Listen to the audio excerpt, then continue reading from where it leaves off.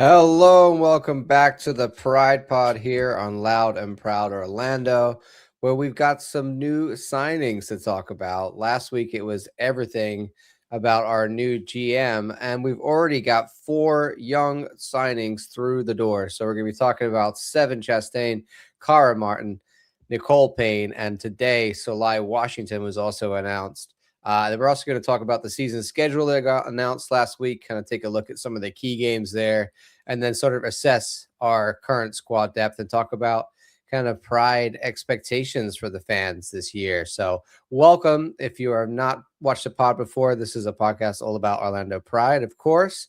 And I'm here with my co-host and good friend, Luis Carlos Pineda. How are you, buddy? Hello, everybody. Thank you so much for joining here at the Pride Pod. We're about 10 people live right now.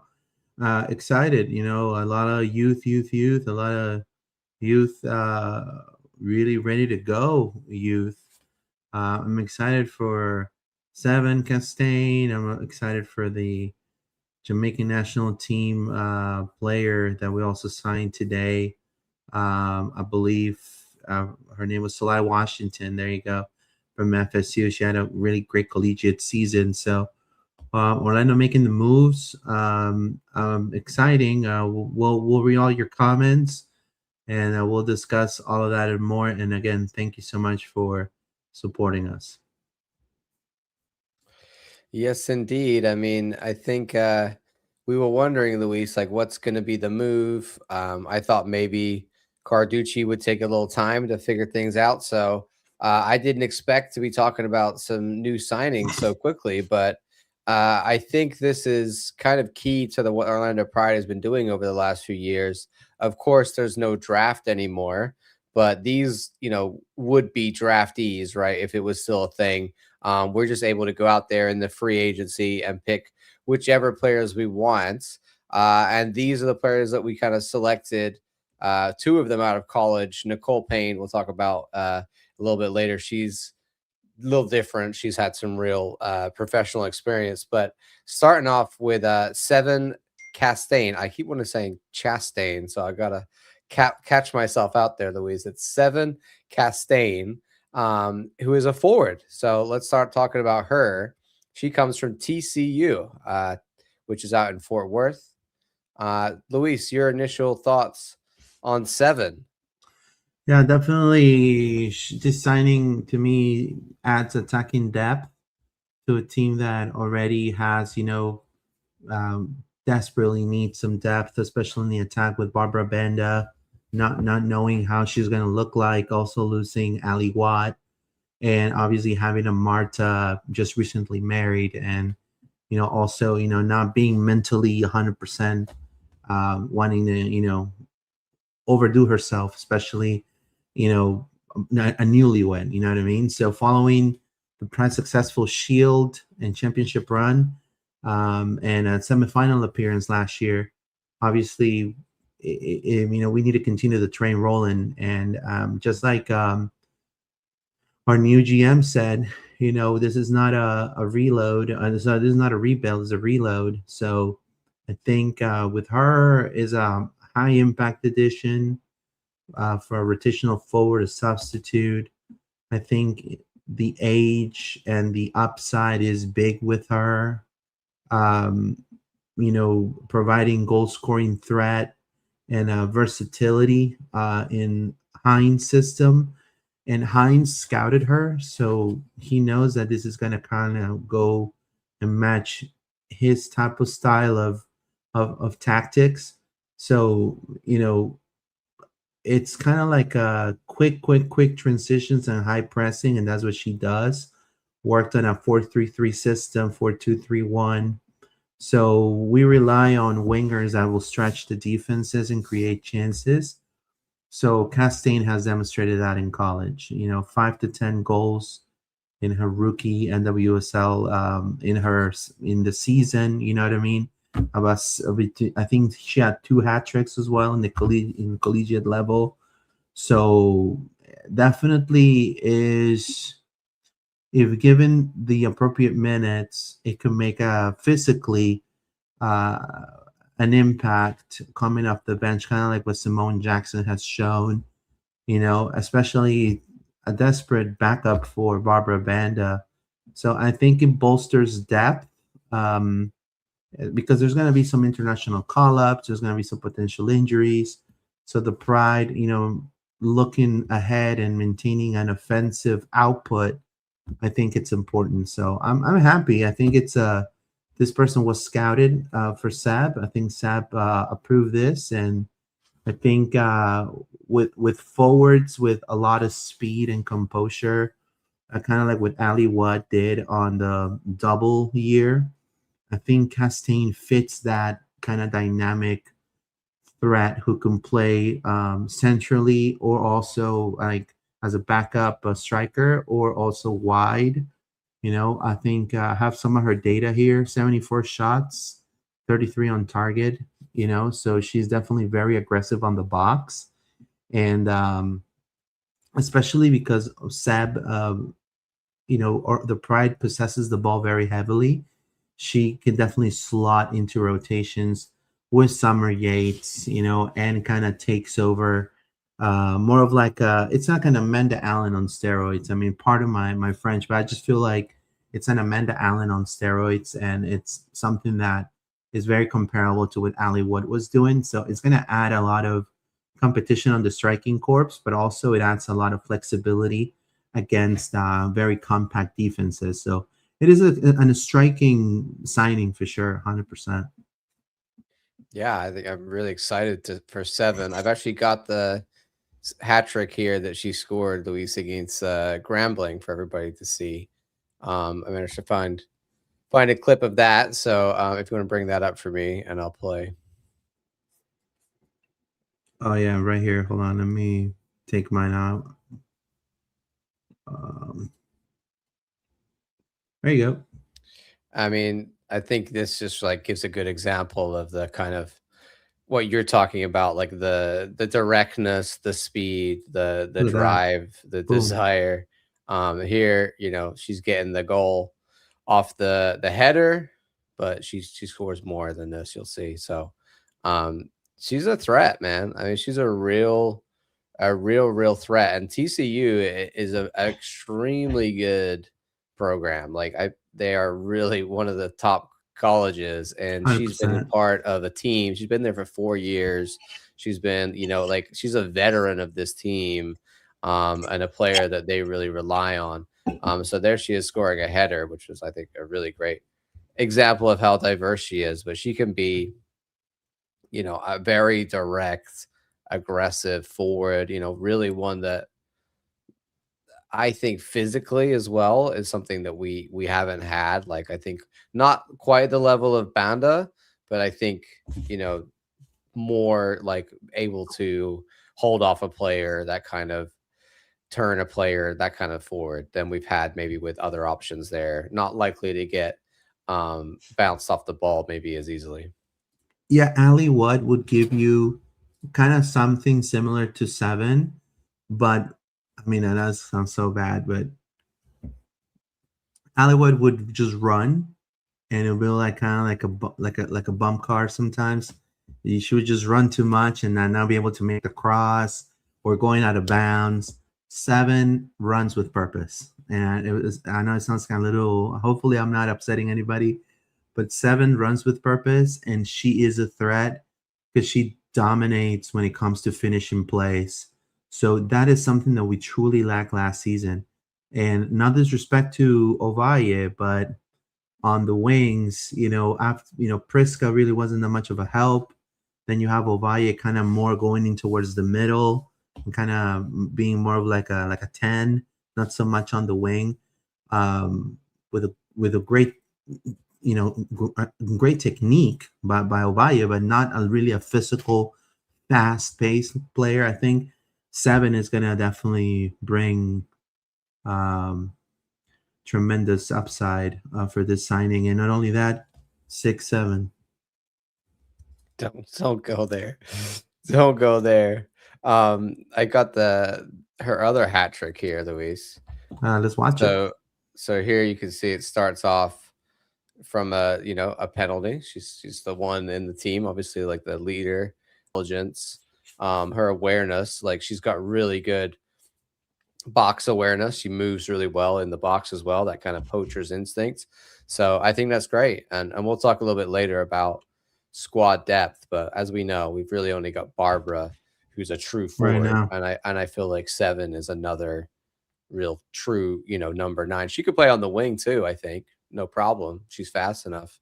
But she looks really good in the number 9 position. So, and like I said, TCU, it's a hell of a program, and A hell of a program. they've been one of the best teams the last few years. No, And 100%. she's been the leading striker. I think she's got like 17 goals in one season. Yeah, she's been the leading striker. She's definitely the the highest goal contributions in the team, 100%. And again, like you said, it is a player that comes to the collegiate level, but she kind of has like more of like a veteran stance where she comes from. It says here 7 needs a 9, but she's 5'4", so headers ain't happening. But yeah, I mean, she did score of a header. I mean, just now. Yeah, maybe not in NWSL. Maybe it's a little more difficult. Yeah, with the height, but I mean, Marta scores headers, and she's like 5'4", right? So, right.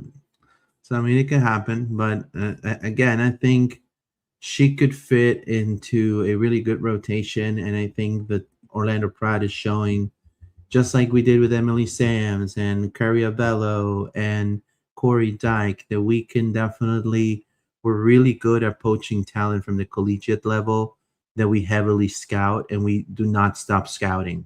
So, I mean, Seb's staff and also the scouting team keeps scouting good, talented collegiate level players. And hey, we're going to make the best out of it. And I think she's going to become a tremendous addition for the Pride. And I really can't wait to definitely see her prolific career take off. 17 goals, 4 assists in her senior year.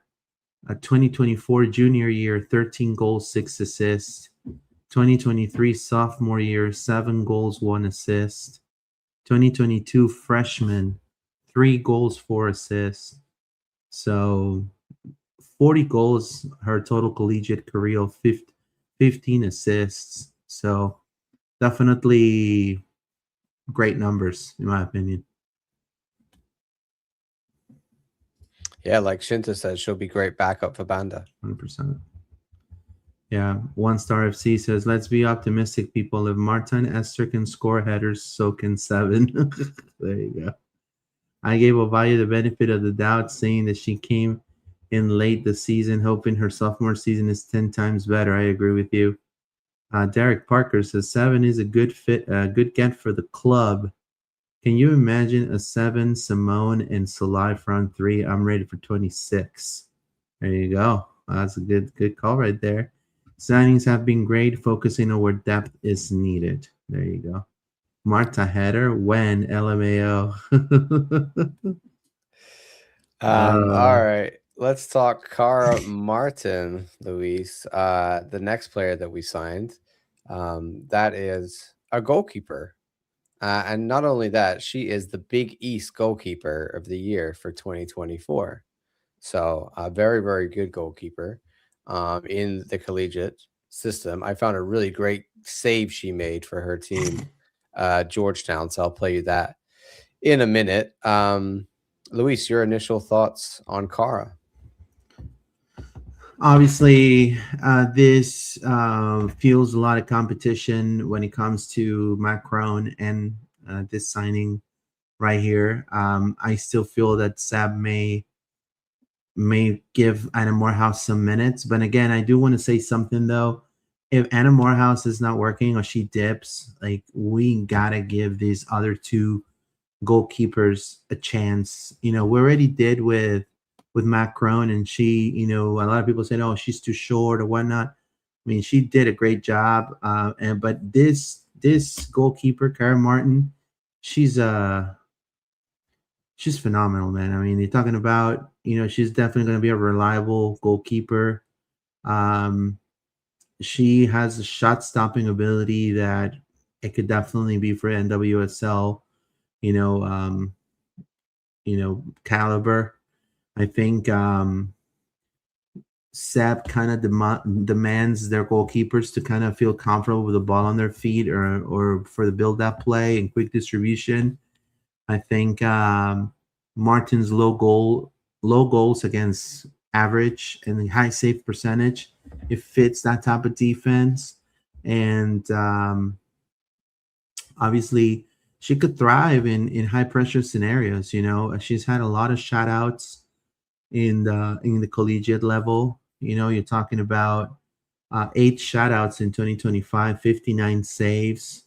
She was, like you said, the Big East goalkeeper of the year. So this is a player that wants to win, has the tools to win. Definitely is going to be a lot of competition from Matt Crone.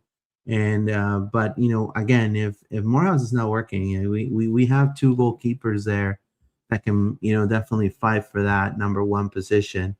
I feel confident with Cara Martin. I think she's a great pickup, and excited for what's coming for her, for sure.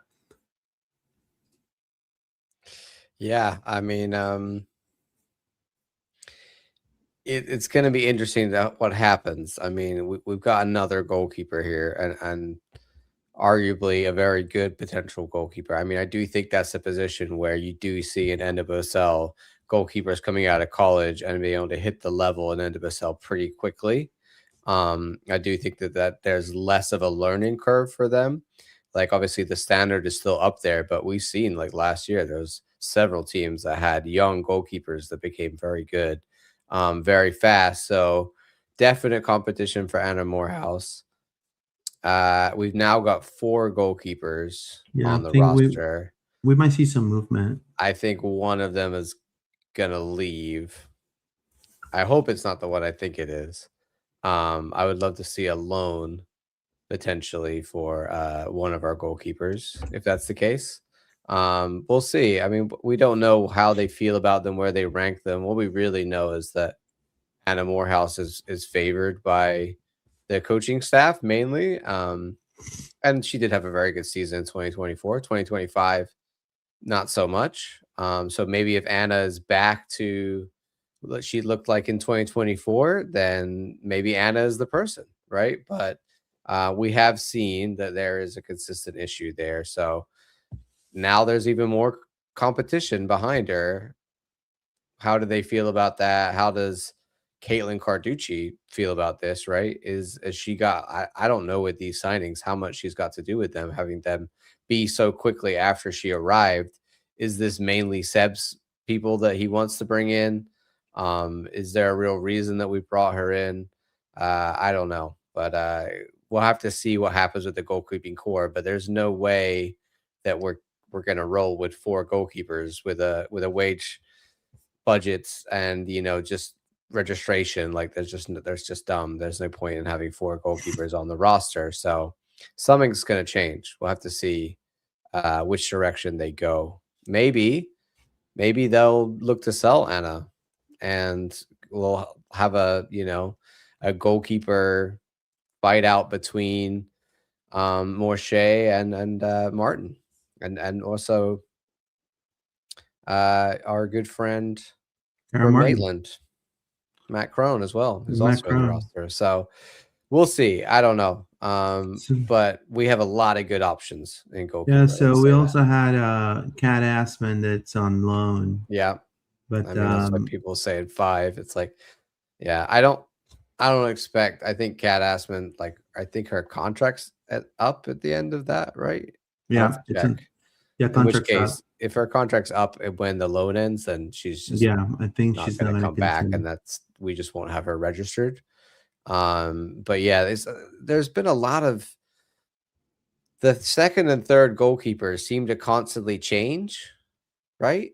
I don't know, like we've had a Yeah. lot of changeover in those other goalkeeping positions. I mean, maybe a lot of goalkeepers are just not happy to come and be a backup and want to go and have opportunities, but most of the time you have like a bit more consistency there, and I feel like we've seen Anna, but then we're always like Sophia Mana, right? There's one Haley didn't get right. So I don't know with goalkeepers, honestly. It's the weirdest thing with Orlando That was the Pride with ghost me. goalkeeper. All we know is that Anna Morehouse is probably going to be the starter, and until I see that really change, I think the second and third goalkeepers, I just don't know if they're going to get a shot. Yeah, and Like we don't look, even have CCC this year. Last year, the only reason they got a chance was because of the Champions Cup. yeah, and honestly, I mean, on a personal note, I am ready for a change myself. I think it would be a really bold move to shop around Morehouse to probably get another piece, another piece that we could, another defender or another maybe attacker that we can certainly get some cash or get maybe a trade. I don't know. I think it'll be. I mean, I feel confident with Cosette Morche. I think she had a great season. She did really great at the USL Super League level as well. I think Cara Martin is also a player that's going to be. I have a feeling she's going to stay as well. And Matt Crone, could go as a third stringer again, or again, also Matt Crone may say, "Hey, I want minutes." And again, the USL Super League is right there as well. I mean, it is I think that's a league that she could shine also as well. So I Like I mean, would love a loan for Matt Crone. I think that would as be great. well, yeah, I think that would be a great thing to do. Give yeah, her some real time to put some minutes as a professional 100%. under her belt and see if she can come back and, compete again. And like we said, we don't know what's going to happen with the striker position, but for Cara, I found this great save she made in her game against Xavier, which I think they somehow lost. I don't know exactly, Professor but X. she was getting attacked all the time and made some great saves, and here's one of them. Anything dangerous in the run of play. Urbach wins it in the air, and a save by Martin on the back post. A fluttering ball that nearly floated over her head. Urbach nearly made it 2.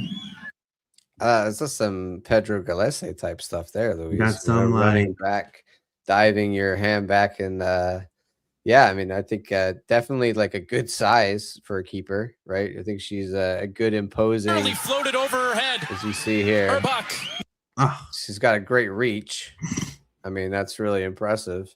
Definitely so you want in a goalkeeper, you want height, you want arm reach, all that stuff. So I think she's definitely a highly rated college keeper. And what we've seen in NWSL, they usually do translate into very good 100%. NWSL keepers over time. So yeah, it's just a case of how many minutes is she going to get? And how much are we gonna look to play her with Anna, et cetera, that we talked about?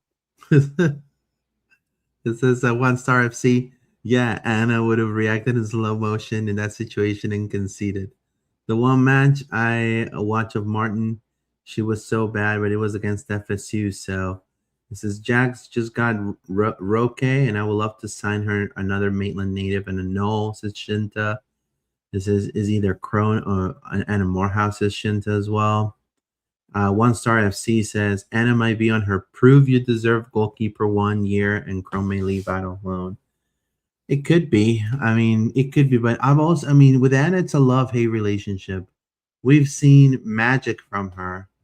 Like we've seen what are those? Or like, what was that? Like, moments, like WTF moments, you know what I mean?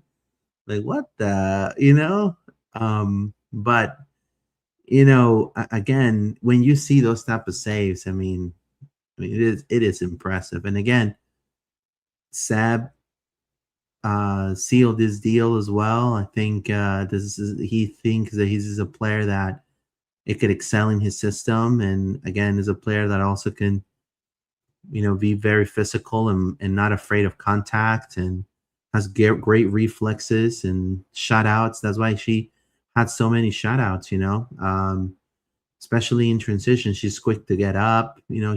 So I think it's a great signing. I also believe there's going to be a departure and possibly a loan from our corps. I have a feeling we're probably going to keep. It's going to be either Morehouse or Crone. I don't see them parting ways with Morshea. What was that video about? Was that Bruce Lee? Was that Bruce Lee? I don't know what that was. You gotta love fake YouTube ads. That's some AI. That's fake, bro. Like, you know, it says, okay, yeah, the match of Martin. She was so bad. We'll discuss Martin in just a second, but yeah, I mean, it's good youth prospects, bro. You know, I think it's something that the Pride really takes pride on. It's honing people from the collegiate level and making them in stars. I mean, our back line, it's that. You know what I mean? If you take away, obviously, here's another one, right? I think you have this is another really good save from Martin. I want to say something I noticed about her. She comes off her line really quickly. Yeah. And like, there's a good example of it here. Like, look how fast she comes off, gets the leg out. That's La Pulpa, I mean, bro. they still score anyway, but like she tries to get out so quickly and close down the ball. Like, I think she's got real speed off the line. Mm-hmm. That's something I noticed, and I watched a few of her highlight reels that not highlights of games that she's in, because I don't know, as a goalkeeper, she doesn't have a highlight reel. I got to say this to all, if you're any college athlete out there, get yourself a highlight reel on YouTube, because you should just have that. Every athlete should have that. 100%. It's like your portfolio. So, Cara, you got to get yourself a great reel of you making all these saves, so you can show off all your skills. Because I found some great saves that she made in some highlights for Georgetown. And obviously seems why she's, goalkeeper of the East, the Big East or whatever. Yeah. And she's vocal, and she yells, and she makes the defense get into positions. Like, these are things that, we don't see. And I'll be honest with you, sometimes with Anna, you know what I mean? But it says, if that semi-goal she let in, what is that semi-goal she let in wasn't the nail in her coffin? I don't know what is. You're right. Yeah, that's the one I was talking about too. But either way, we're moving on to Nicole Payne, and she's ready to bring the pain. She's also Nigerian international. She had some stints with Portland Thorns and PSG. She had 19 appearances with the Thorns. She was a depth in their back line. And now, obviously, because of her international pedigree, it's a good depth squad, especially after losing Emily Sams. Definitely, she's not Emily Sams. That's not what I'm trying to say, but it is a depth squad now. I don't know. What are your thoughts on this pickup, John? Because I think this is also somebody that has a lot of speed, and somebody can get really well with a lot of our wingers. Oh, man. I got to say, there's some false advertising out here from Orlando Pride, because when they posted this, they were like, Defender Nicole Payne. And I'm just happy to sit back. Nicole Payne is an extremely dynamic winger, in my opinion. I know she's also advertised as a midfielder. I think she should be playing in midfield. If you watch the way that she runs, the speed at which she moves, and also the speed of which she moves the ball, she's kind of a combo of like Ali Watt and like Oyane for me, right? She's got like the size and the physicality of Ali Watt, and the speed of Ali Watt, but like the way that she plays, and the way that she moves the ball and dribbles, and her first touch, etc., reminds me a bit more of the skill and the quality that you see from like someone like Oyane. So I mean, here's her doing it against the Orlando Pride, setting up a goal there. So she played right back for the Thorns, but I found a lot of obviously, clearly they thought she was good enough to pick her up. So I think this is one that sort of fallen through the gaps, right, of soccer, like ideals about her.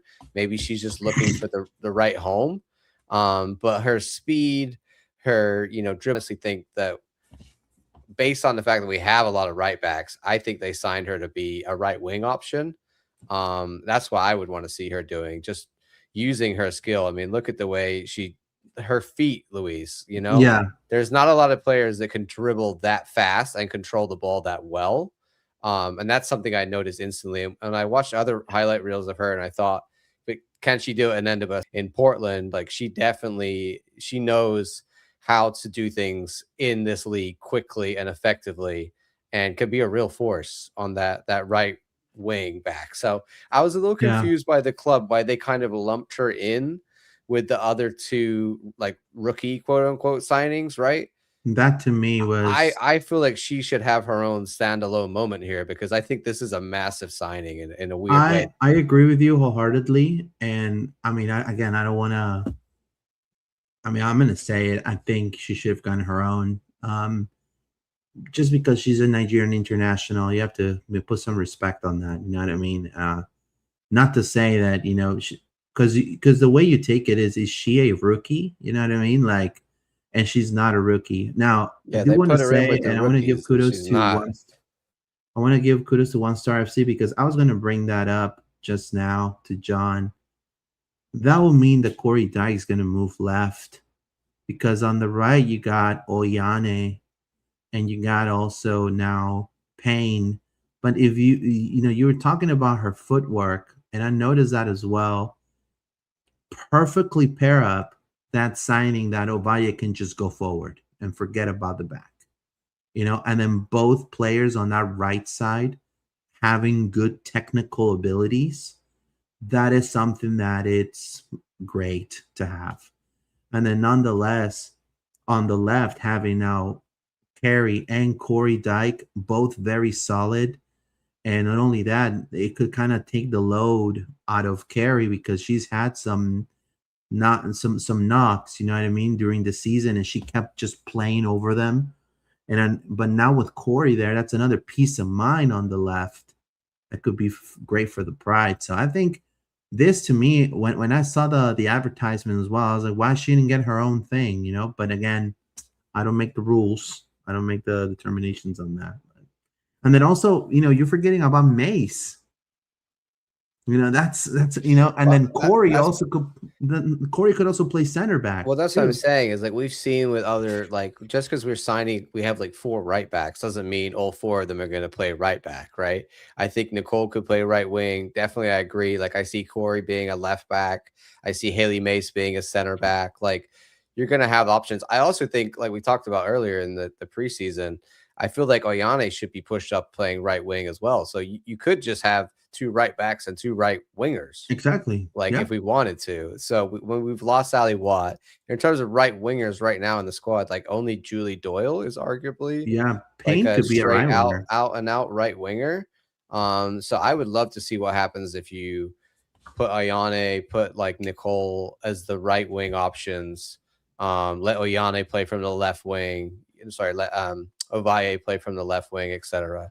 See how that works. But I think the big thing for Nicole, and there's a few people, I think it was someone in the chat saying about her defensive abilities wasn't the best for Portland. So yeah, I think for me, if you're gonna play her, she's like a right wing back, right? She's not an out and out natural defensive player.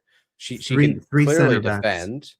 Right, she can do it. So maybe the 3 back. I would love for us to go to 3 back. That could definitely work. You could even play Carrie Abello as one of the 3 backs, and then 100%. play someone else, on the left wing, quote unquote, as like a to run that whole side. Like she would definitely work as a right winger / right back if you're going to go for a 5-back formation. I think for me though, the attacking benefits that she shows outweigh, like, I just don't know why you'd put her in defense when she can do all that, like, in that speed. Yeah, the versatility that she has and the explosion that she shows in the attack, I think, and they show her there at Portland as a fullback. So it's looking like a 3-5-2. It's a good option. One Star FC says our options are crazy this season. Don't forget Shiboshi. Popeyes. It says Shinta. Also, why is 7 jersey not a 6-7? There you go. I don't know. She's gonna get that'll be great. That'll be a bestseller. I'll buy it. Mace can also be a left back option. They didn't update Avelo's jersey's number, so hope she ain't gone. And that will be a heartbreak for me. We cannot let Carabello walk. I mean, that'll be a dagger, bro. Biggest issue is it, and that means that also Summer may be gone. I don't know. Biggest issue is, yeah, she's fast but doesn't defend well. She got injured and lost minutes after Portland. It says Matt Flux says solving the midfield gap in 26. There you go. Thank you, my friend. Appreciate you. But anyways, exciting for what's coming with Nicole Payne right there. These 3 signings again, low risk, high reward for depth in a grueling season like the NWSL. I think her experience, even playing in PSG, playing in the Thorns, 2 really great organizations. Seeing things, phenomenal depth, also Nigerian international. So it's great. This is a fullback that contributes, like John said, offensively. It's exciting to have somebody of that caliber in the Pride. I think it's a good pickup. So that was the 3 that they announced. When was that? Was that Friday or Sunday? I can't remember when that came out, Luis. Yeah, this was on 3 days ago. So yeah, it was probably around Friday. And then today we got even more news about youth. I want to say shout out to Shinta, who called this in the chat a couple weeks ago. Been following Salai on Instagram and seen that she started following some Pride coaches and stuff and put 2 and 2 together. But Salai Washington is going to be joining us, FSU player, a very exciting player, a young starlet for Jamaica. She started playing for Jamaica when she was 17 years old for the national team in the Olympics. So a name that has been thrown around as a big prospect for the future.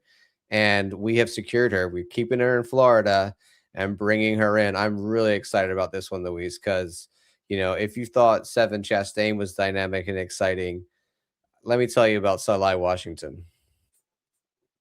100%. It's exciting because we were talking about the 1v1, and again, I don't want to beat a dead horse, but I was so critical about Priska that on the 1v1 ability have been so massive that I was just like, come on, man, like you could do a little better than that. Salai excels on dribbling. I think she's a versatile forward who can interchange positions. She could play wide. She could play central, so central forward. She could play wide as a right wing as well. And again, she brings that big stage maturity as well. So this is not a rookie player. Again, also FSU being one of the most clutchest teams in collegiate level, 8 goals, I believe. So with FSU. So again, this is a player that is going to come here to make an impact and to win. And if that's where that is something that, for example, Ali would come and do on the wing, come and win. And we kind of missed that for some of the games last season. Now with Salai, I think we're bringing a hell of a player. And we have some footage right here, John. I don't know if you want to go back, or you're muted. My bad. This is not all her highlights. This is just one goal that she scored here against Syracuse that I wanted to show you guys. Just one time, first time finish into the bottom corner. But I also wanted to show you that because of the link up play that she had with her fellow striker up front. There's a lot of highlights of the FSU kind of duo. I forget what the name of the other player who plays up top next to her, but she was also really good. And the two of them had a really good combination. A lot of like high pressing a lot of the time. They kind of win the ball high up the field, play a pass off to each other, set each other up that way. But yeah, I mean, in terms of Salai, she looks like an absolute baller. I think you can see why she plays for the Jamaican national team. She's just extremely exciting to watch, and I think a player that you get those young players, Luis, where they're just like they don't have any inhibitions about how they want to play. They just want to go at it and they just want to attack. I think she's just a player that's so hungry for the 1v1. In every opportunity you watch, she's either getting her head down to take somebody on or she's getting her head up to take a shot. So she's an extremely dangerous player on the field. And I think that she is one that will definitely be able to make the jump up to NWSL. I think she's going to be a real threat. So I'm very excited about this signing. And I think we have another 9 now to put on the depth chart behind Banda and with, Jessica 7 Chastain.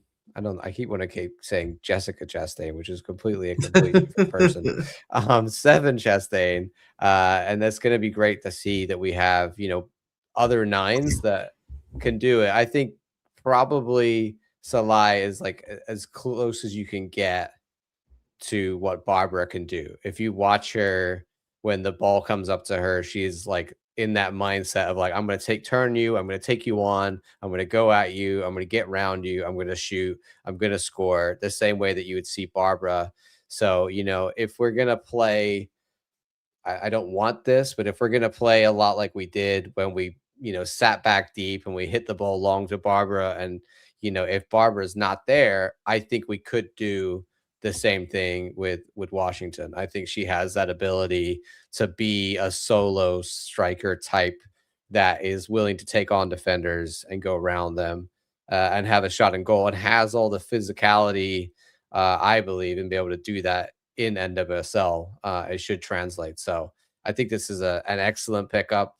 And I think a lot of other NWSL clubs would have loved to have signed her. So it's a really good move that we made it happen.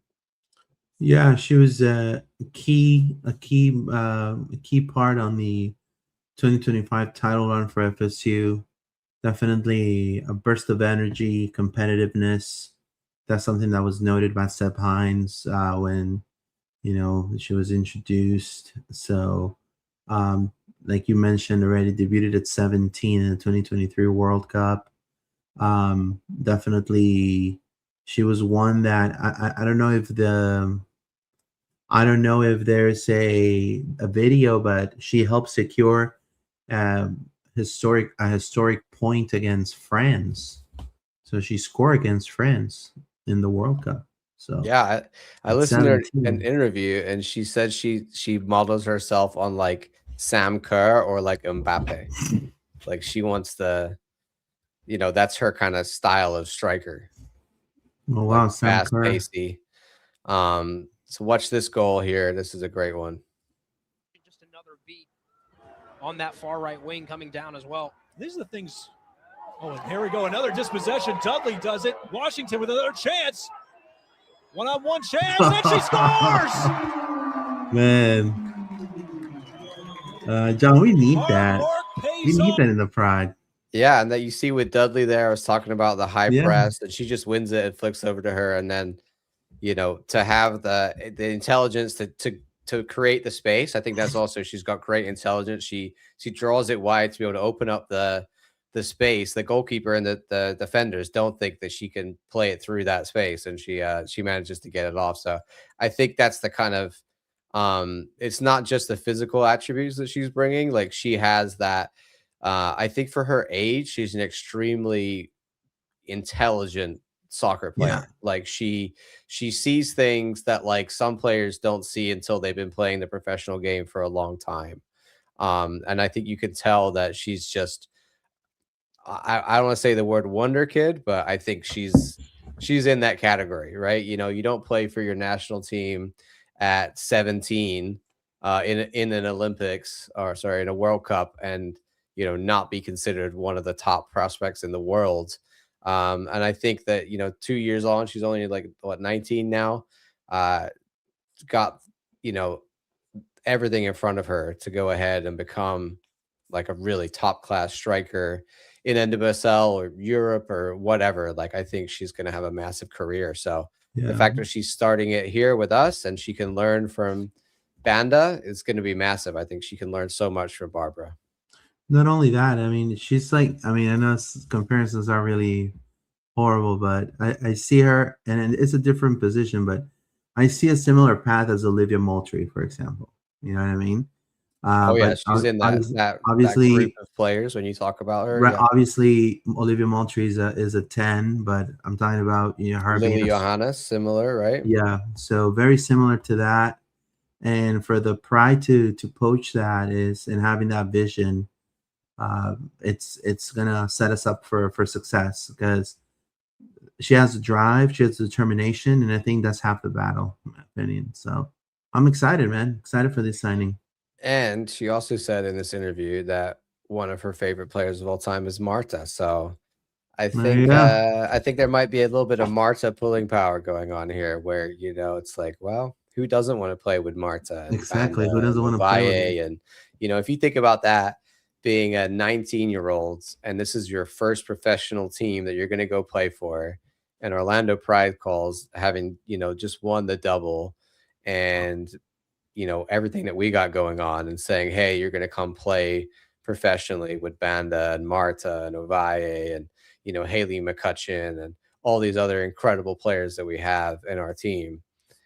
I think she's excited, delighted, all of those things. And I think it really says a lot about how we're viewed as an organization, right?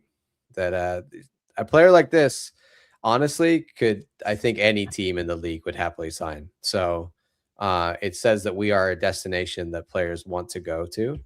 And yeah, I think it's awesome. Yeah, fantastic.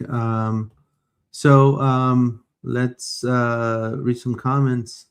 It says here, bringing up Priska gives me nightmares. This is 1 Star FC. One of the Pride's flop signings for the ages. Chanda too. There you go. Matt Flux TX says, excited to see Ovalle and Banda on the field together. These signings are pumping me up for the season. Shinta says Ovalle been putting the work in the gym. Oh man, yeah, that needed to happen. Ovalle has been posting all these gym videos. Yeah, hitting it. Yeah, Shinta, Marta's a real GM. There you go. But anyways, we're gonna be talking now about the schedule, right, John? Yes, indeed. The schedule got announced. Of course, I'm sure you all saw it. We're just going to talk loosely about a few interesting dates. Of course, opening day, Luis, we play Seattle Reign. Interesting fact, we also play Seattle Reign on the closing day as well. So bookends of Seattle Reign. What do you think about that as an opening day home fixture for us? I think it's a Sunday. Yeah, it is Sunday at 4:00. Hopefully it's not too hot in March. Yeah. So I mean, we just got to win, you know. I'm just kind of trying to see where I can find that app Victory Plus, you know. Oh yeah, I forgot to mention that the season is now also on Victory Plus. If there wasn't enough networks, there's another one. Yeah, they got to get better at that, man. I mean, I'm glad that we get to watch games, but it is kind of insane when like there's a graphic in one of these NWSL puts out. Like they put out a graphic for every single provider and all the games that are on that provider. Like I don't know, like that matters to, like, are you going to watch NWSL solely based on if you have Prime and only the games that are on Prime? Like, no one's doing that. If you are, there's plenty of other games on NWSL Plus and other things that you can watch for free too. So I think it's just a bit of a mess, isn't it? Like, it's great that we have so much coverage, but yeah, it's just so many networks, and it's always a challenge to be like, well, which network are we on today, Luis?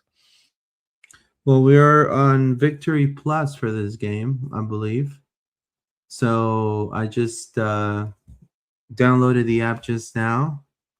I've never heard of them at all whatsoever. No, never. Hopefully, I don't I get hadn't heard of charged. Ion before NWSL signed with them either. Hopefully, I don't get charged. But I'm looking forward to face Sam Mesa again. Look forward to. It's gonna be a good test because a lot of the verdict from the pundits about Seattle is they're gonna be at a B plus potential heading into 2026. So because they have a lot of youth as well, like Maddie Dalian and Jordan Bug and Sam Mesa. So adding with the veteran presence of Josh Fishlock, so we'll see. I still believe we have a better team on paper, but again, this is soccer, so it'll change. But then I love the fact that after that, we go and we face. We get 2 back-to-back games at home, and then we play Denver right after. So it's going to be Carson Pickett, Ali Watt, and a tear is going to fall down my cheek right now. Lindsay Heaps. I wanted her to be in purple. Couldn't happen. But she's coming, just with a different jersey on. There's like a rivalry week or something. I don't know. It says rivalry presented by Ally. I don't know. Are we playing Washington? Is that? It looks like that's who's decided is our. Do I have the wrong schedule? I don't know. No. This is later. This is in May. I'm just throwing up random dates here from the graphics that NWSL put out to see if there's anything that really interests us. I think really we just want to go. Here's rivalry week. No, KC is our rivalry week apparently on July 10th. So I think that makes sense. We got beef with KC. Yeah, we have some beef with KC. We just poached the GM, and we also face Washington. So in August, so I'm looking forward to see Haley again down in Orlando. Hopefully, we can go grab a pint. It will be great. August 23rd, Washington Spirit. That's always a really good match for the Pride. But a lot of the teams are gonna get better, and we need to show that we need to excel on majority of the games. I have some comments here real quick. I'm gonna read. It says first game being against Seattle is lame. Try to watch a match on Victory. The player was terrible, says Shinta. Major disrespect, says One Star FC to the Pride, as we have the least amount of games on Prime national TV. I agree with you on that, and I think they're doing it because of markets. That is ridiculous to me. But again, I don't make the rules. Seattle did barely anything this offseason besides signing a 17-year-old keeper, says Shinta. I agree with you. One Star FC, one Denver to start Pickett so bad. We're going to eat up that side of their defense. That's probably a good assessment. Nicole Payne versus Carson Pickett. Yeah, definitely. I don't know about this Victory app. Let me take a look. But the other thing that happened is that the NWSL Challenge Cup has been moved to the middle of the season, so it's now on June 26th. They have decided to play it in a neutral venue, so they're going to play it in Columbus, Ohio. I believe on the Columbus field. But Yeah, I don't know why they decided to move the Challenge Cup. Like it's designed after what other leagues do, where you have that Yeah. preseason game with the winner of the league versus the winner of the cup, right? Or something like that. So to move it to the middle of the year just doesn't really make any sense to me whatsoever. I don't know. Maybe it's got something to do with the World Cup coming. I have no idea, but just a very strange decision, I think. 100%. Yeah, it is. It is a little weird. I'm gonna be missing a lot of those games because I'm planning to go on vacation with my family. Yeah, I So mean they are breaking for the World Cup as well. So yeah, I mean, um to finish out the season, of course, decision day, we have Seattle again, but we're away at Seattle. And it's on a Sunday, or sorry, it's all on the same time, 5 o'clock. There's none of this one team playing before the others, so that's good. They figured that out. But yes, all the games on November 1st. That seems early to me, but maybe I'm wrong. 5 p.m. So we're going to be playing our final game of the season. All right. I think that was everything on schedule, Luis, unless you had anything else that you wanted to mention. no, I do want to say that the Victory Plus app, if you have AT&T Uverse or DirecTV, then it's free. It's literally you can watch Victory Plus on your TV. If you don't have that, then you have to watch it on your phone. It just seems kind of weird, but we'll see what happens. But I don't know. It seems kind of, I don't know whether so many of these. I don't have any cable. Like I stream all my stuff. I don't have cable TV anymore. I haven't had cable TV since 2009. I actually in 2009 I had my bunny ear antennas. I had my antenna on my window, and then at that time, my girlfriend was like, "What are you doing outside with an antenna?" I said, "Well, I'm not paying for cable, but you watch like you have like 10 channels." I said, "Yeah, that's from my bunny ears." You know, it's like, "What? Really?" It's like, "Yeah, I watch YouTube. I watch." Back in the day, we used to have Flex. I don't know if people remember Flex. Flex used to download movies and music and Oh, all that. okay, yeah. Yeah, so I used to watch that. Channel Pair used to have that back in the day. So either way, yeah, nobody watches cable now. But web browser works. Says throw the whole thing away. Hashtag challenged cup. I don't even see the NWSL listed on the app. Says there you go. Anyways, we have some depth, right, John? Yeah, I gotta update this. It says 2025. I gotta change this all to 2026. But let's have a look at what this means for our depth. I think we can kind of firmly feel a bit more comfortable in the striker position with Salai and Seven coming 100%. in. This is still in the 4-3-3 that we played last year, but that could change. Right backs, I put Nicole Payne up here as a right winger, but technically, yeah, we got 4 right backs. That's not bad. We're still a little light in the center back position. So again, like we talked about, is Haley Mace going to play there? Is Corey Dyke going to play there? Left back, I think all of these solutions we've suggested for left back are not as good as going out and getting a left-footed left back for me. Like I don't love I'll put playing. Corey on left back. I think Corey could do it, but I think it's different from what Carrie brings you, right? Corey's not going to bong out the wing and cross balls in with her left foot. I think she's more of like an inverted sort of fullback if she's going to be there. The other thing is center mid. Like we've got probably Haley and Angelina, and if we're going with 3, Ali Limos starting, but then behind them, Luana, how many minutes can she put in? Viv, I think we've talked about before, we're just not sure is up to the standard. So I still think we need another central defensive midfielder.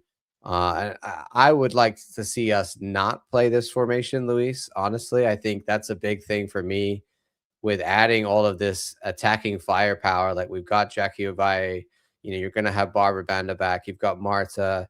You add in potential to play like two strikers if you wanted to play Salai and Barbara, or Seven and Barbara up top, and play like more of a 4-4-2 or play a 4-2-3-1 and put Marta in the 10 position, and just play two defensive midfielders. I don't think that we should be so negative, Luis. I think that we have a very, very good team, and I want to see us be more aggressive. And I think even when we had Barber there in 24, we spend a lot of time just like defending, and I think a lot of time trying to be compact at the back and make sure, and not really committing a lot of numbers up the field very often. And I would like to see us be a lot more aggressive and play a more of a attacking formation and just really try and overpower teams with how many assets we put out there, like how many great players we put out there that they're going to have to mark and deal with. If you're a team in NWSL and you're trying to mark Barbara, and then you've got another striker next to her who's also dangerous, that makes it so much more difficult than just marking one striker. The same thing if we're committing Jackie Ovalle, Marta, whoever else high up the field, and really, being an aggressive front foot forward thinking attacking team, then that's going to cause teams more issues, more things for them to deal with. I think even when Barbara was there, you just see too often that we're too easy to contain, and we needed those moments of brilliance to be able to score a goal. I want to create more, moments of excitement, and I think that comes from just generally having a more attacking outlook and playing a more attacking formation. Yeah, 100%. It's I think what you said spot on. I feel a little bit better on the left back side. I know that you say that I think Corey would do great. We need to see the best version of Angelina this season. If not, we should just move on, honestly. And then Ali Lemos as the only defensive midfielder. I think Haley McCutcheon would probably go there. And Lemos actually should go as the center midfielder. But I don't know. I just think we also need probably another midfield presence there. Somebody that goes into the attack, because we've lacked that without Summer being healthy, with Angelina not living up to the standard, and then we have Viv, which we haven't really seen much, and what we saw wasn't really up to par. It wasn't the old Viv. On the left wing, I do feel confident there with Marta and Simone Jackson. Let's hope that Summer Yates stays healthy. Up top, striker, I think you hit it on the nail. Those two signings right there are not going to take the spotlight out of Barbara Banda, but I think that's spot on. So in the goalkeeper corps, do we have 5 people in there, John, on the goalkeeping corps? Yeah, but I don't. I only have my 4. This is currently in gonna be on the roster. Let's put it that way. If you're on loan, we're not putting you on this. Yeah, it says Jay Texas says, let's see who's also in the NRI in preseason. There you go. Yep. It says also Shinta 26 sign, gonna have to see more movement for the NRIs to get a contract, says Shinta. Our offseason was 10 out of 10. We filled the Haley Carter gap with an incredible GM and signed players with great potential. It's delayed, but bring out the title defense. I completely agree with you.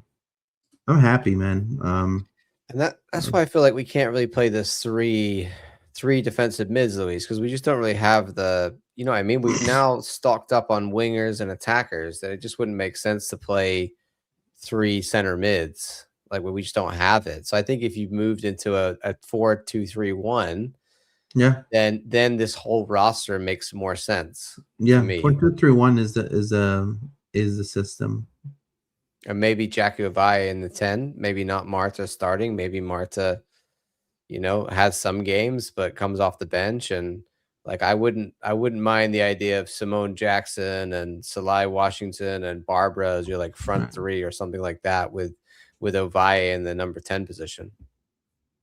Yeah, I definitely would like to see Haley and I mean, I know this sounds horrible, but I mean, we need to see the best version of Angelina again. It will make sense to have Haley and Ali Lemos there as your double kind of pivot, and then right up top as your 10 should be Angelina right there. Now you could also put Marta, but Angelina on the wing is just useless, as as what she's shown last season. So I'm more happy with Marta on the wings with Jackie also on the right. But yeah, I think we need to get some pep on Angelina's step and some competition on her. So hopefully we get one more signing on that side as well. If we're gonna build a lineup right now, Luis, for your starting 11, you're saying something like this. So you've got So I will put would put who would you put at right wing? So I've got Jackie Ovalle at left wing. I've got Marta in the 10. You've got Banda up top. You've got who do you want your right back to I be? will as put well? Mace on the Put right, Mace right? at right back. To find Haley Mace, there she is. And then I'll put Go Zara and Hafa and Carrie. No, you put Rafa and Sarah and then Carrie, right? Yeah, and then Limos and McCutcheon. I will probably put Marta at the 10. I will put we'll leave her there. I will put Ovalle on the right. And then right there I'll probably put this is where there's a real spot opening, I think, for somebody to fight for a starting position here. Yeah, I'll put Simone Jackson, man. I think if she has a good preseason, it could be. Yeah, I'll put Simone Jackson. It could be. Let's think about it. No Angelina on the starting lineup. Isn't that crazy? Yeah, I mean, I think if you're gonna go like this with just 4-2-3-1, and you're saying, Haley's gonna do a bit of box to box, I would happily then just have Ali Lemos as that defensive cover.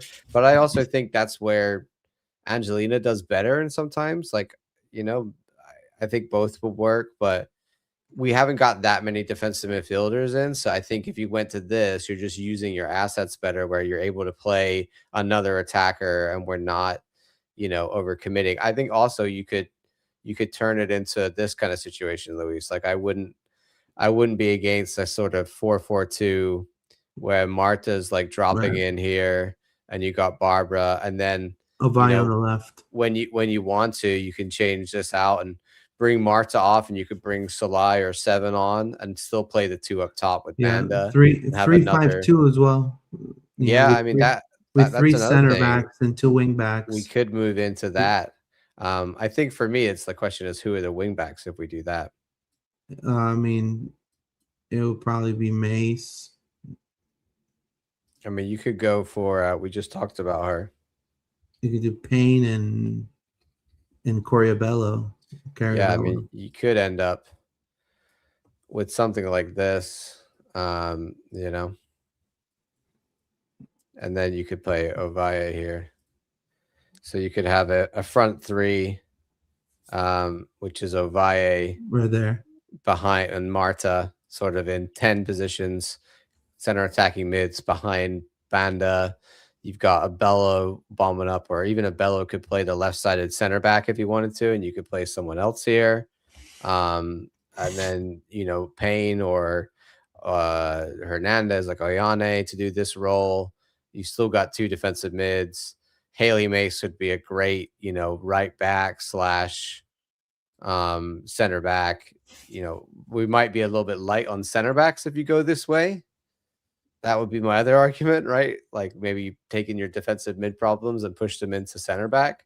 But yeah, it is an option. I just think for me, this is more attacking than 4-3-3. So I'd rather do this. I just think we've got a lot of good attacking players, and I want to put more of them out there in the starting 11. And the way they're building the roster kind of makes me feel like that's going to happen. 100%. Julia says, we haven't mentioned Luana if she's fully match fit. Yeah, she should be. She should be, hopefully. I have a feeling that, that's another player that last season she will come off the bench and she was a spark, 100%. Angelina for Limo says Derek Parker. Shinta 4-4-3. Ovalle should move to the left. Also gonna need Sarah to step up, says Shinta. Do we get new kits this season? I believe that there is the orange kit goes away, right? Yep. And we keep the purple ones. Yep. Right. So we keep the purple for one more season. We get new orange kits. I think we're going to go back to the blue, Luis. I think you're going to see some. I think you're going to see some blue. I think they're going to go back to their roots. The blue that you've got on our, that this blue right here. Light, yeah, that blue right there, that light pride blue. Yeah, it could be going. It'll be cool. It would be cool to have that color. It would be really. I mean, not make it like a super electric, but I mean, like the one John has in his flag, like that blue will be pretty. That's the pride. I can't remember what it's called, but it is an official blue of it's the same one that's in the fountain on the logo. Yeah. So exciting stuff. So the last thing I wanted to talk about, Luis, today was just fan expectations for the season, and I want to do like a little check-in and see how everybody's feeling, and what do you expect from this team in 2026? Well, I think we need to do short-term expectations. This is a very competitive league. The first short-term expectation I have is to make the playoffs right now. So we're going to know the first game if some of the players are not panning out the way we wanted to. I think fans are smart. If we see a lethargic Angelina, if we see a Jackie Ovalle that's being pushed around like nothing, and then again we see Banda carrying the whole weight of the team, then we will know where we're going to be, if we're going to be contending or not. Now, if we see some pep on their step, some spark, some of these new players start playing super competitive, then we should be okay. But I think I would hate to get myself too ahead. I think playoffs to me is the first option. Yeah, I mean, I think obviously last year we were still, a good team, not a great team without Barbara. So if you add, in theory, a healthy Barbara back into the mix, we should instantly kind of go back to being a great team. I think Emily Sam's missing in the back line for me is a big question mark, and Kylie Nadana as well. Like, is the back line going to be as stable as other years with those two key figures missing? I think I have some questions over our defensive mids, like we talked about. Never a question against Haley McCutcheon. She's a nailed on, but the rest of the group there, I have questions about whether they're going to be, stepping up and really performing and progressing this year, or are we going to need to look and see if we can do something there? I think that's really the only issues I have. I think attacking wise, like if Ovalle really hits the ground running and has hit the gym in the off season and is ready to go and shows us exactly why we spent all this money on her, then she's going to be another massive piece into this team. Marta's still going. We got a lot of young, exciting players and other players that are, kind of, more seasoned now in the likes of like, for example, like Summer Yates, right? Is she going to come back and have a better season, or, what's going to happen with those kind of players like Corey Dyke, et cetera, Carrie Abello, Are they going to perform like they did in 24, in 25, and can keep that kind of consistency up? So I think we do have a very good squad. I just think that it needs to kind of come together, and we need to see those heights. But if everything goes well, if Barbara comes back and starts scoring goals, and Ovalle looks like like the magician, and we've got our new players coming in and the college players coming in and hitting the ground running, and everybody's contributing, then yeah, we can definitely be a title contender. No doubt about it. I think the problem last year was without Barbara, no one stepped up, right? So I think we need to see a lot of the players step up, and we can't just be like, oh, Barbara's back, we're going to rely on that. That for me is a bad situation, and it shows that we aren't able to score goals without her, right? So yes, she's going to be back, but we can't just be like, oh, we're just relying on Barbara. I want to see Banda and Ovalle and McCutcheon and Jackson and all of these players step it up and show us how good they can be, because we've seen that in 24, and I want to see it again. And I think for Seb, Luis, it's if we built a really, I know we have a really good squad. I think we're definitely a kind of top 4 team. And so I want to see us go out and play like we're a top 4 team. I think we talked about it before. Too often we're a bit too timid, a little bit too, I think, too concerned about conceding goals sometimes and being really solid defensively. And I want to be more aggressive, and I want to be more on the front foot. So let's see how Seb does. There's a lot of changeover here in the roster. How's he going to deal with the new players? How quickly are we going to hit the ground running? I'm hoping to see a little bit different things in tactics from what we saw in 2025. It says, my main ask of the organization or expectation aside, it's on the field stuff is to get more butts in those seats. The players deserve it. It is improving, but it needs to be better. It's why we have least matches on TV. Look at one of Sam's reasons for joining Angel City, the fan for the electric crowd, BMO. Well, yeah, it's 2 different markets, and I feel that we're in Florida and we're not in California. So I don't know. We need to put the in product, the in-game product great.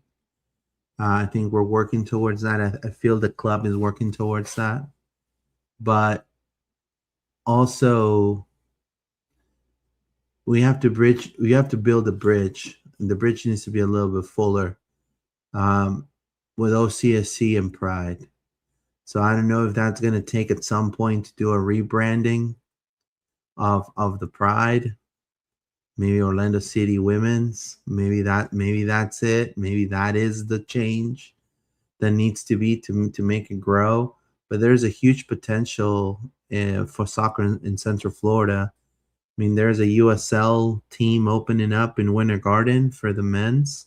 Winter Garden FC, I call it. And there's also the Tampa Bay Sun right there, the USL. So there's a lot of opportunities for soccer in Central Florida in the F4 corridor. So, I agree with you. I think the organization needs to start getting a little bit of creative, on there, because the OGs are always going to be there. The OGs are always going to be there. So I think the club is very aware that they got to do something different, and I think that obviously the wave of good that came off the back of the championship was not enough to get us the level of fandom that we want, right? And you see these other teams around the league, and they have like great crowds, like at Rowdy Audi, as they call it, or you think about KC and their stadium. It's not that big, but they fill it every week with 11,000s. Like, if we had a stadium that big for Orlando Pride, I don't think we would fill it every week at the moment, right? I think we're still in that sort of like 10,000-ish range. I know the club announces this and that, but if you go to the games and you actually look at how many people are in the stadium, you can see that we're about half full on our best days, right? And maybe we get a really good day where we get 15,000 or so. But I want our average to be 15,000 and a really good game be sell out, right? So I don't know what else the club I could think do to be able to attract Pride fans to come out and watch the games, but that's not our job. We're just gonna support, and I think that they realize that they got to do something, and I expect things in the future to come out about how they're going to make changes in order to, go out and grab the Pride fans that are different from what we've been doing, because we can't just continue to do the same and expect, a sudden surge in fans that are just not coming. also I think a U.S. women's national team star is key for me. That's what I would do.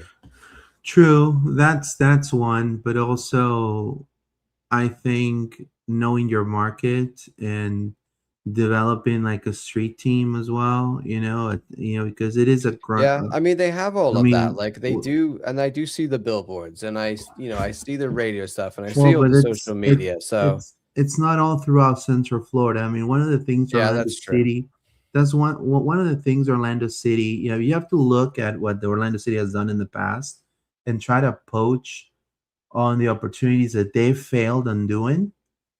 Orlando Prime to take the advantage of that. So, for example, having somebody like Yaki Ovalle, why are they not catering to more of a Latin crowd? So, Yeah, like I I've mean, not and seen the again, level of fans I I'm just gonna expected. say, $5-10 tickets, Osceola Heritage Park, owned by the club, put a game there, and it's gonna sell out with the amount of fans that the Pride drives. You're bringing Jackie Ovalle into an invitational there. We're bringing the fans. You can market it into the Latin community radio stations and things like that. Again, these are opportunities that even Orlando City has not really poached into. Like, I mean, I think the furthest they got was going to Brevard. And I mean, that has helped a lot. Then also maybe why not when we get a Brazilian player, like do invitationals, like do tournaments off season, within Florida, just trying to get the word out. I just think it needs to be a little bit better, and I don't know. I mean, to me, maybe we can. It looks maybe the stadium is big. It's too big right now. Maybe maybe the stadium is too big. I don't think so though, Maybe, because other NWSL teams they sell out a similar size stadium. but do they sell it out every night? No, no, not always, but like I just think there's certain markets where the women's soccer team has really hit, and I just don't think that's happened here as well as we would have liked. And I don't know how we already won the double. Like I don't know what else you could do on the pitch, and bringing in all these stars like Banda and Marta and Ovalle. Like there's not a lot more I think the club can do from a soccer perspective. I think there needs to be some creative front of house marketing, something. Um, 100%. and the only thing I did say, the only thing I think you can do is sign a massive U.S. women's national team star that just puts butts in seats, because, like if we signed Kat Macario, I think you're going to get a lot of young women's national team fans come out and watch somebody like that, like we did back in the day when we had those big names. That's the only time that I ever really saw a huge amount of crowd for the Pride, was when, She Who Must Not Be Named was on the field. Yeah, but that was, I mean, the whole Alex Morgan tenure. How many years did that lasted? Yeah, no, and she didn't play well for us, and she didn't Right. I really, mean, like, she was more interested in playing for the national team. I'm just saying that, like, the crowds that she would bring, like, right, that's like, if you are at that level of player, right, they but just that was bring the probably people only on the their own. first year of her being there. Yeah, totally. Oh, no, it's gotta Yeah, be. I mean, it was because Yeah. when I was there and she was there, I mean, there was like less, almost Yeah, it was the 1,000, first 2,000 first people. season, it was a big splash, and it was also, other players that we signed. We signed, Ashlyn Harris and, I'm blanking Also, now. Sydney LaRue. this is another thing, and again, I'm nobody. It's just an idea. Don't shoot me, okay? Another thing is if the club, I mean, because sometimes to to get money, you have to make money, right? Or something like that, right? All those sorts. I don't know how the saying Well, goes. that's what the hip rule is all about. You spend Right. money to make money. So right now you have Marta, Banda, Ovalle, Messi, Suarez, and Busquets. Sorry to parallel some differences. You know what is one of the biggest sources of income for those guys? Their off-season, preseason tours. Yeah. And you charge money, and that goes to the P&L. It's cash money. If Orlando wants to, obviously they're gonna have to bring a communication staff there. They're gonna have to bring some of the physios, and but if they start building a tour, and they could also do their preseason, do Orlando Pride Tour, South America.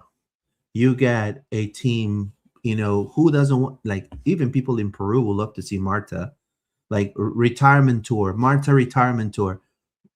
Go in Brazil, face Palmeiras, face Corinthians, face Flamengo.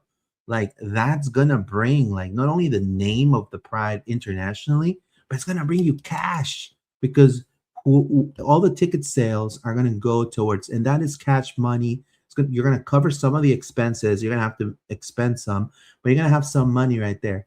Then also next year, Europe, like, and you gotta do it. You go to Mexico, like, It's true. People will come exploit. out to watch Marta if she's on the road. Like, you hate I have if she wants to friends. do it. Yeah, if Marta's ready to play 1 or 2 more seasons, Yeah. if she wants to exploit that, I mean, She's gonna that get it a is percentage of the ticket sales for sure.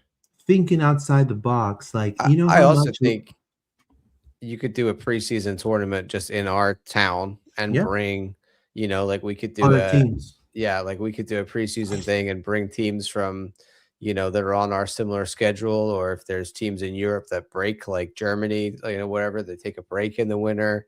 We can bring them over, like, and say, hey, come play a little preseason tournament in January or something, or in February, and make money off it that way. And, bring in big players from around the world that are then gonna, you know, add to the coffers as well. I just think we gotta start getting creative, because it doesn't seem like it's gonna naturally happen on its own where we fill up this stadium.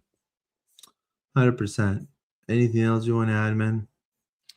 No, I do want to say that I think the club is aware of this and they're trying to do something about it. I don't think we go on deaf ears, and I don't think the Pride fans, and your opinions, like, it's not something that the club is happy about, and they're trying to do something about it as well. So I think, we just gotta hope that they can come up with a great plan.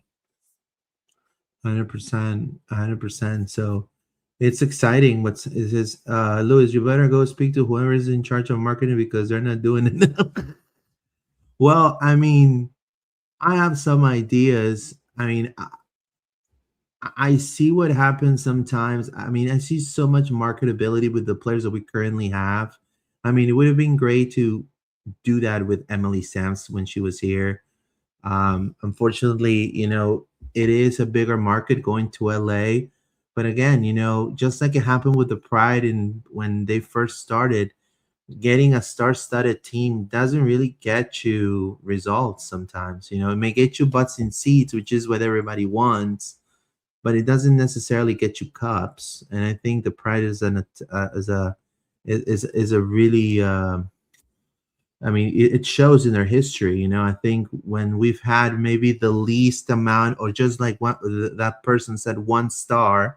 Yeah, just one star. We made it to finals. We won the double, all of that. And now that we have international stars like Barbara Banda, we want to motivate Banda.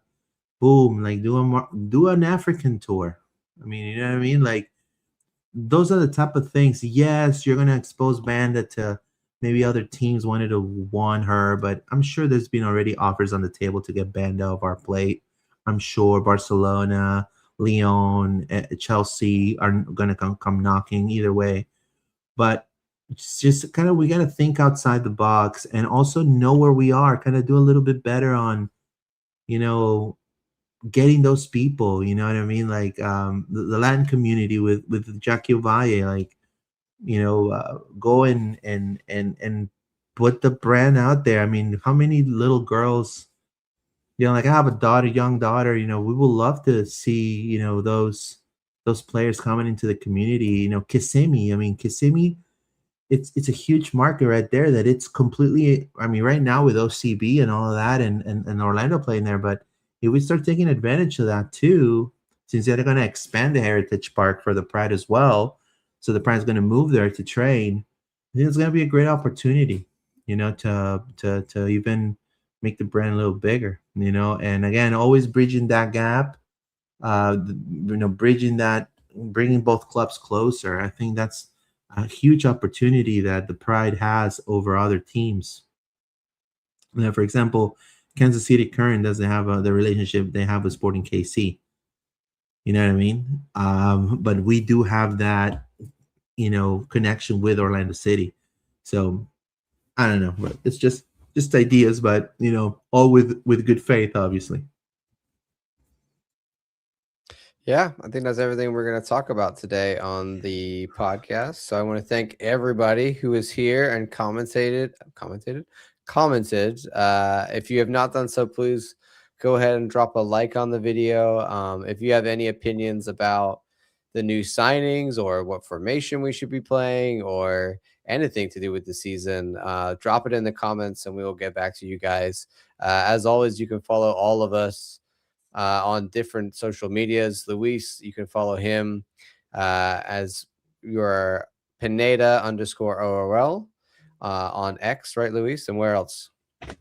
Yeah, you can find me on X, and you can find me also on Facebook and all the outlets there. LPO_podcast is our handle. Also follow John's channel, John Rollins TV. It's on YouTube. So they just had a new NWSL United episode. It's pretty good podcast. So check it out. Subscribe. I don't know if you want to talk a little bit about that, John. Yeah, if you haven't seen, I just started an NWSL podcast. So it was really great first episode. We got a great response on that. So we're going to be putting out another episode on Friday. So it's just going to be a weekly thing where we're talking more big picture NWSL, trying to bring in other creators like myself from other teams around the league to talk with me and kind of, have that debate with fans about who's better and, a bit of banter and that kind of stuff. So hopefully it's some content that Pride fans would enjoy. And you can follow me on social media as John Rollins TV on any of the socials. Yeah, I also wanted to kind of give you let me go ahead and if you look for Latin Pride Orlando right here on YouTube, we're live right now. So thank you for your support. So obviously we're going to be cleaning a lot of this up. There's going to be more content for the women's national team, I'm sure. When they hit Florida, we're going to be there. Also, a lot of the yellow will be going away very soon. Obviously, I still have to keep the videos on there and then also a lot of people ask me about the Tampa Bay Sun. It's just more of like a lack of I'm the only one that can cover them. So, and also scheduling and also a lot of demanding of my time. But I do want to say that I will resume the coverage for the upcoming season. So for anybody that follows the USL Super League, I'm working on doing a mini pod of like maybe 15-20 minutes on Tampa Bay. So he's going to be up there here as well as some of the footage. And then we promise there's going to be more interviews. It's just a little bit all over the place with Pride and City, but we are definitely working on getting more interviews this year for y'all. So I know that I spoke to communications already. So we're going to get some surprises for y'all probably fairly soon. So, and again, thank you so much for your support that you guys have provided. And we look forward for the 2026 season. So, John, you want to close? That's everything. I'm excited. We got some more players. Preseason's right around the corner. And then before you know it, we'll be kicking off the NWSL season. So Thank you all for being here. And as always, Vamos Pride. Vamos Pride. Have a See good you one. guys. Thank you, guys.